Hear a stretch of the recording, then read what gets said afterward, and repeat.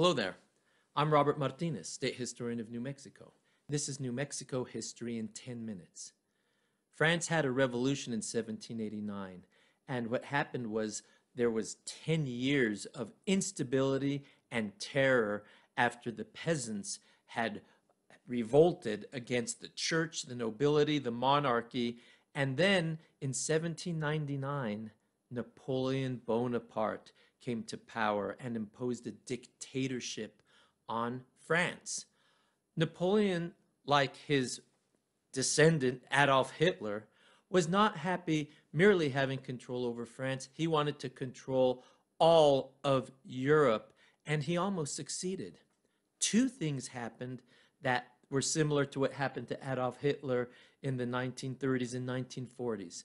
Napoleon was resisted by the Russians and by the British.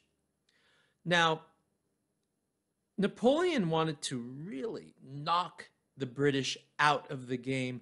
So what he did in the early 1800s, around 1803, he wanted to impose the continental system on England. And what he was going to do was strangle England economically. He told all the other European powers, don't you dare trade with England.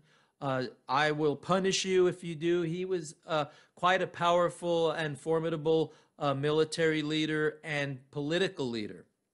Well, England had an ally in Portugal.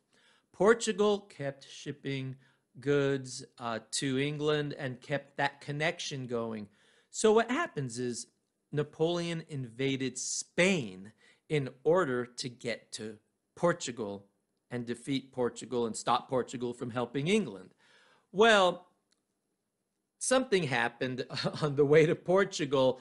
The King of Spain was removed from the throne, and Napoleon put his brother Joseph on the throne in Spain, and the King of Spain was exiled to Cadiz, the southern city in Andalusia, Cadiz, Spain. So what happens in this period for about 8 to 10 years is Spain is no longer the world power she used to be. France is very powerful, and it's in this time period that this form of warfare, which had been used throughout history, but it really comes to the fore in Spain, it's called a little war. The word for war in Spanish is guerra. A little war is guerrilla. In English, it looks like guerrilla. So that's where we get guerrilla warfare. The Spaniards would go to their mountains. They knew their terrain really well. The French didn't. And then they would attack the French military when they didn't know the Spaniards were coming. They would use less than modern means to defeat the French. And it really weakened the French military while they were in Spain. Well, something happens in Spanish law when the king is not on the throne, either by death, there's no succession or assassination. When this happens, all the outlying kingdoms, going back to the ancient fueros or laws of Spain, they have self-rule. They go into self-rule until the king is back on the throne. Well, this happens when the king of Spain is exiled. So imagine that. Places like Mexico City, Lima, Peru, the Philippines, Cuba, all these outlying places of the Spanish Empire, all of a sudden they have their own taste of independence. Well, around 1810, the king decides that he needs to know what's going on in his world empire. So he sends the word out throughout the empire that he wants representatives sent to a Spanish Cortes to report to him the state of his empire. And representatives from around the world, from Spain's world empire, would go to Cadiz to report to him. In New Mexico, there's a man named Pedro Pino. He's well off. He has some political power and some wealth. So he is chosen to represent New Mexico in Cadiz. So what happens is he goes down to Mexico, gets on a ship, and goes to Cadiz, Spain, and reports to the king. He wanted us to have a bishop so that we wouldn't have to answer to the Bishop of Durango, Mexico, which we had done since the 1600s. So that's one of the things he wanted.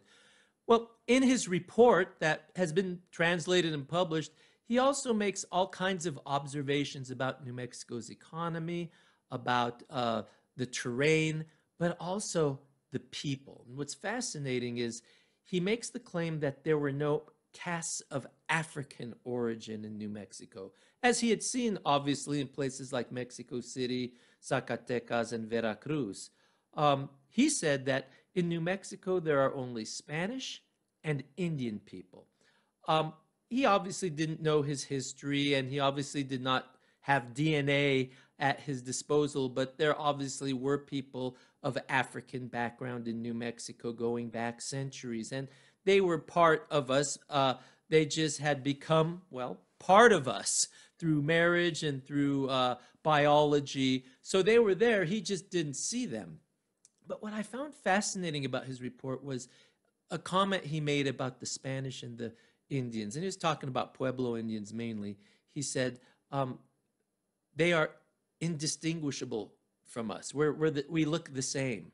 So there's something going on there in that clearly by 1810, 1811, the New Mexico Hispano population had become really Nuevo Mexicano, no longer really looking like peninsular Spaniards or Españoles, rather looking like New Mexicans. And that's what I interpret his words to mean. So this is Pedro Pino, and he is obviously looking back at New Mexico, but he's looking forward to. He wants New Mexico to move forward as a province of the Spanish Empire. And clearly, New Mexico was part of that system, that colonial system that would eventually create Mexico, and that New Mexico was part of and would still, again, become part of in about 11 years. So Pedro Pino was New Mexico's representative to the Spanish Cortes at Cadiz. He came back, we did not get a bishop, and not much changed. A saying or dicho came down to us from his adventure to Spain to show that things as they were remained and would continue to be so. And it went like this. Don Pedro Pino fue, Don Pedro Pino vino.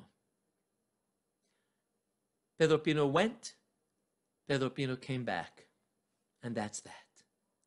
So that's it for now. I'm Robert Martinez. Thank you for being with me. I will see you next time. Goodbye.